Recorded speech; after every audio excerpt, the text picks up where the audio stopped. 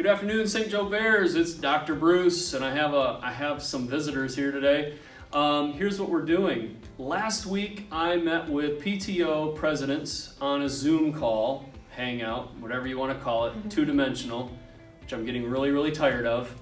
But we had great conversation. The actual business of the PTO meeting took about 15 minutes, and then we just kind of opened the floor and said, hey, what other questions do you have? What do people need to know at this point? And the parents all kind of chimed in with different things. I asked Denise to come by to see if she could ask some of the questions that maybe hit more close to home or that she feels are most popular questions for our parents. And so I want to introduce Denise, or have her introduce herself, and she's going to ask a few questions today that we believe parents are interested in, and we'll try and answer them the best we can. Hello, I'm Denise Dunleavy. I am a parent of a student at E.P. Clark and Upton. I'm the president of the PTO at E.P. Clark, and I'm super excited to be here because I've been asking everybody what their thoughts and where they're leaning towards, and I'm excited to be here to hopefully help answer some of those questions. So the first question we have today is, for the in-person learning, what would an actual day look like? Will the kids have recess? Will they have outdoor time? Will they go to specials? Can they go to the library? Like, how much of a normal day will they be accessing?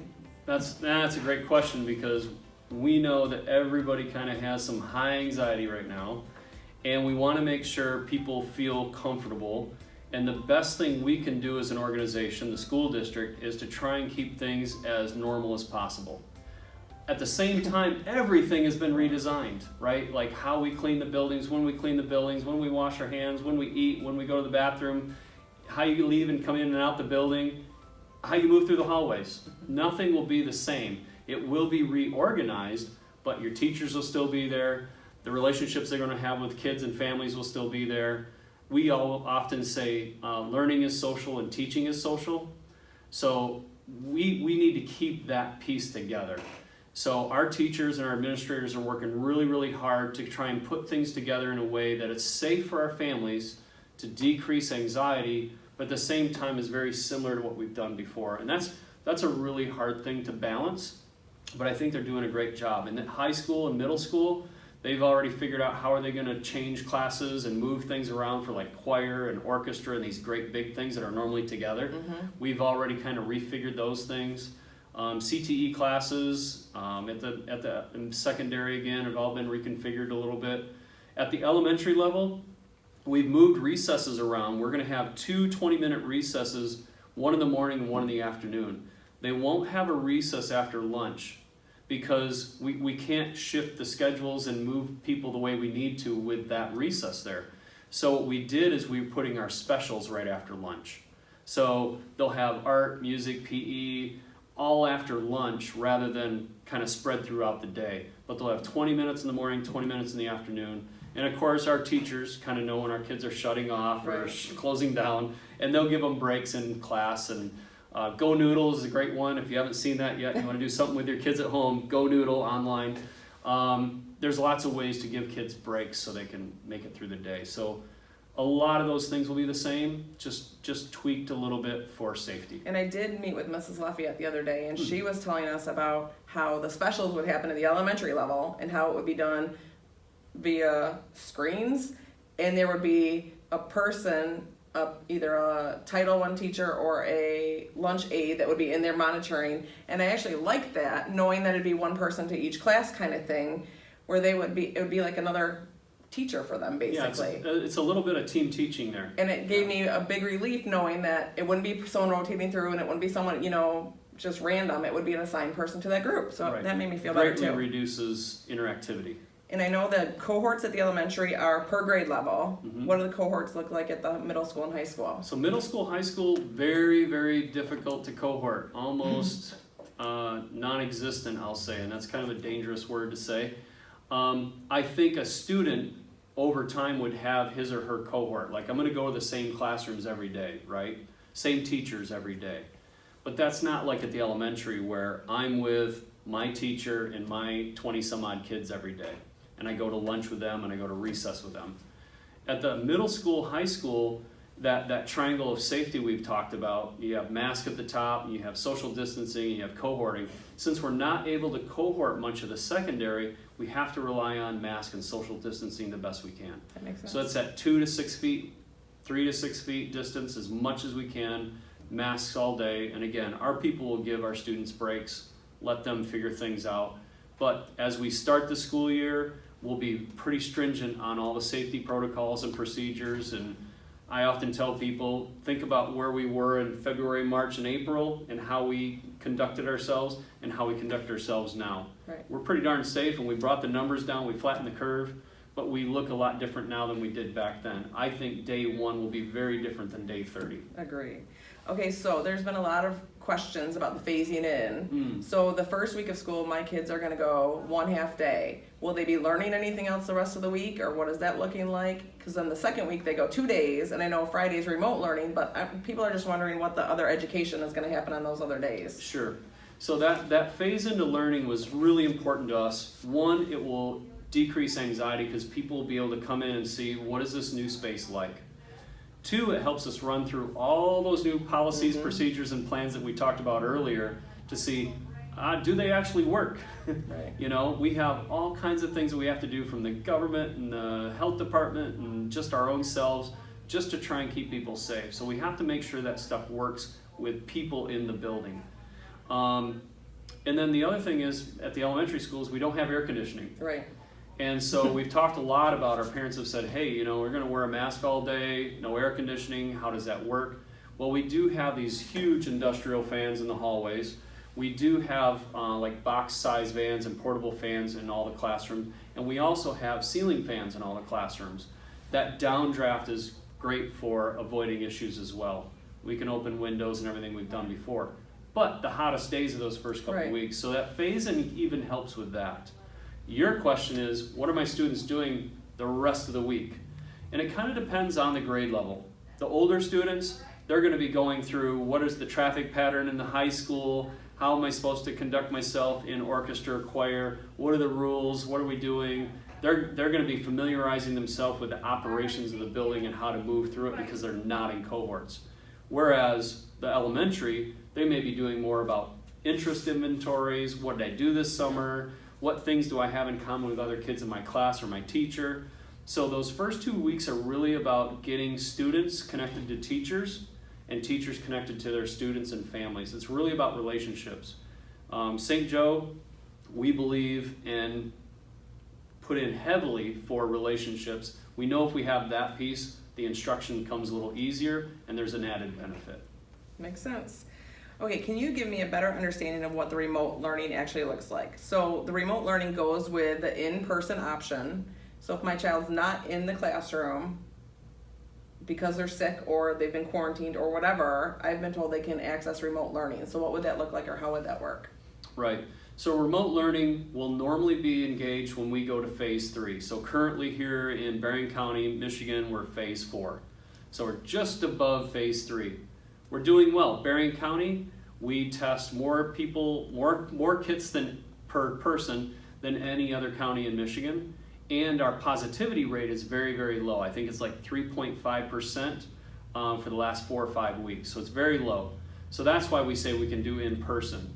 The other side of that is /remote. Right. The other option was virtual. So in that face-to-face /remote, we would go remote if we have to go to phase 3. It's kind of like an emergency piece, right? Or if we have an outbreak in one of the buildings or a classroom, that group can go remote. Now, I think your question is more about, well, if my student is sick, they have the flu or anything else, can they be remote then? We would still be kind of like what we've done in the past. Your student would still be connected to their teacher. Your teacher would be connecting to them. They would be pushing things out to them. It may not be a total remote plan, Right. but they would stay up with the class. The teacher would be connecting with the student, and he or she would still be, accountable for the assessments or quizzes or whatever else. But I think with our technology and our ability of our teachers, I'm sure a lot of them would be recording themselves for that student at home, and shared documents would be big, and I'm sure we'll make great progress there. Okay, I saw just before I came here that you have the meeting about the virtual learning, the Zoom call on Thursday. So you're Yes. probably going to hit this harder, but my question is for people who are choosing virtual learning, are they going to be assigned to a class per se? Is it going to be a grade level thing where they actually have Zooms or ways to interact with other kids? And then I know that there's been lots of questions on why this was outsourced, because originally we had heard it was going to be our St. Joe teachers, which we all love because we love our St. Joe teachers. So I think just a couple of those little bits about the virtual learning would be Sure. helpful. Let me start with the second part of the question, which is why not our teachers? In my past district, my past life, we redesigned a lab school. We actually created a lab school for 7th and 8th grade, and we used 5 or 6 teachers of the year to do that work. And that building had its own code, so it was its own school. And it almost killed those 5 or 6 teachers to do 1/2 grade levels. It was 7th grade one year and 8th grade the next year. Super difficult work. So to ask our teachers to basically redesign learning for virtual access from grades kindergarten through 12 or young 5 through 12 in a couple months in the summer, it's just not feasible.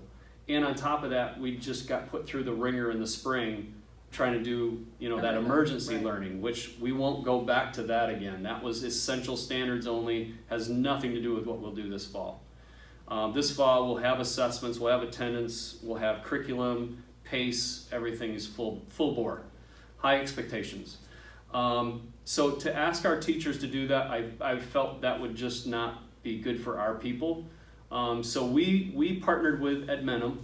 They're one of the top groups anywhere for this kind of instruction, virtual instruction. They have the best K5, K6 instruction that's virtual, and they have tons of different classes and everything online. I want to say there's no substitute for our teachers in a Right. classroom. Absolutely. All right? Like I said before, we're about relationships and high expectations. And so there's no substitute for that. So if our people can be in the classroom, we would want you in the classroom. But we understand that everybody's feelings or anxiety and level of safety really depends on their experience with COVID. And so some families, some staff members maybe even, they don't feel comfortable in that brick and mortar classroom right now. So we have to offer an option. And our job is to educate all kids. We believe that Edmentum partnership is our best option. And they are a partner with us. And another thing for me in my past life is, if you're a partner with us, we give to you, but you give back to us. Don't you dare drop a pallet of books off and never see you again. That's not a partnership. So Edmentum's partnered with us. They're working to customize classes and schedules and so forth. And our kids can, at this point in time for first semester, they can be virtual but also take choir or band or orchestra or CTE courses. We also want those kids to be part of, if we can get them going again, extracurriculars, sports, clubs, and so forth. So you can do a Michigan virtual, or you can do another online program. That's just doing the work, in your mom's basement on the screen. What we want is a rich or enriching experience, but we also want you to be a St. Joe Bear. We want you to connect to our people, our teachers, our learning coaches, our mentors. We want you to be a St. Joe Bear. It's not an additional appendage. So the commitment is for one semester that you're committed to. If I choose it right now, I'm committed to the semester. Correct. And same thing for in-person. I'm Yeah. committing for that. Yes. So secondary, you're committing for a semester. In the elementary, you're committing for a trimester. So if you could probably look at our calendar on our website. Trimesters normally, I'm guessing, around late November. Semester is going to be late January. Okay. And then a question for elementary age kids doing the virtual option. Is there a toolbox or things that they would get that would go along with the online learning, manipulatives or anything, or is it all done online? You know what? I don't know that off the top of my head. That would be an Mr. Andrew Prattley thing, Okay, so, and that will be on that Okay. meeting on Thursday for sure. But we understand that the little kids, they can't just do virtual. Right, no. They need stuff, right? And they need to connect. So one of your other questions was, will they be in a class with their peers? Yeah. For the most part, yes, that's the idea, is our kids would cohort up together. Now, if you have a senior at the high school and he wants to take, some obscure class where it's just him and one other kid, Right. then he'll probably be linked in with some other kids from another area. And that makes sense. Yeah. So if I am choosing the in-person option, is there anything I need to actually do? Is there a form I'm supposed to fill out? Because there's lots of questions about that. Yeah, great question. So, weeks ago, August 17th looked like a great day to give our counselors time, and we figured that plans are out, and here we go. And best laid plans, Everybody has a plan until they get punched. Right. So what we've done is we pushed that out to August 23rd. Basically, I think we're saying 11 o'clock, midnight, whatever you want to call it. We want our parents to make a decision by then, because we do have to get all this to counselors. We have to figure out staffing. We have to figure out master schedules. That's a crunch bear. time. I mean, we do that normally at Easter, right? And now we're doing it 2 weeks before school. Yes. Yeah. So this is a crush.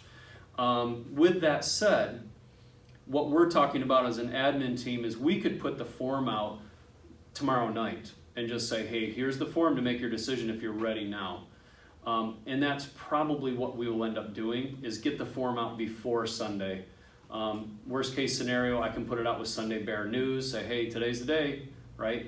Put it out on the phone, put it on the email, do a quick video, whatever. But we need that information so we can start planning how this is all going to go down. I would say do it sooner, because then those parents who've been thinking about this for months can click it and be done and feel the weight lifted. And that'll help us too, right? We'll know some numbers, right? Okay, so my last question, I don't know how much you can actually answer this, is let's talk about a hypothetical positive case in one of our schools. So I know the health department's going to be involved in this, and it's going to be their call on how things will work. But what would it take to shut down a school or shut down the district? Is it looked at building by building? Any information you have would be probably helpful.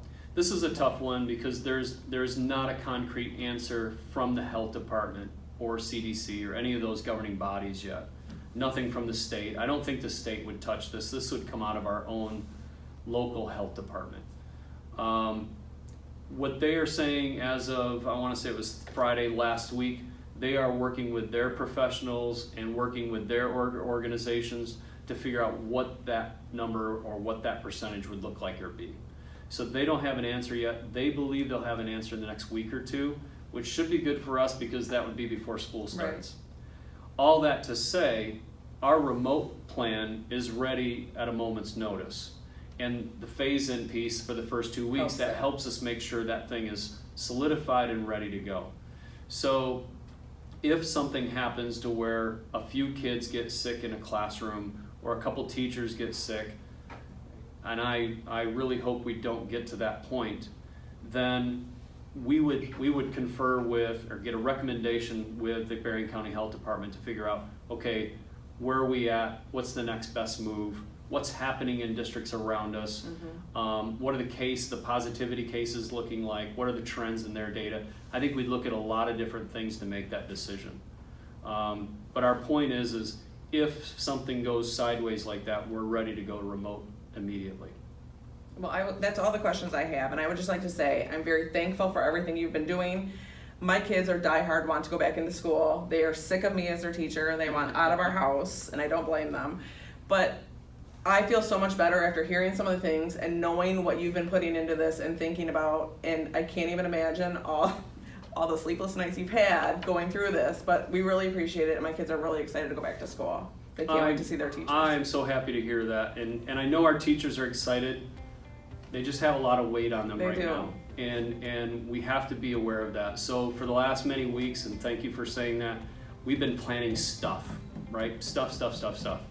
Now we're getting to the point where we really have to start looking at this with people in mind, and feelings and emotions and all that. And that may be heavier. It is. It's so big and scary. You don't want to make the wrong choice for your kids. We want to do what's best for everybody. We want kids here. We know the best place is here. Right. And we're going to do everything we can to keep everybody safe. Yeah.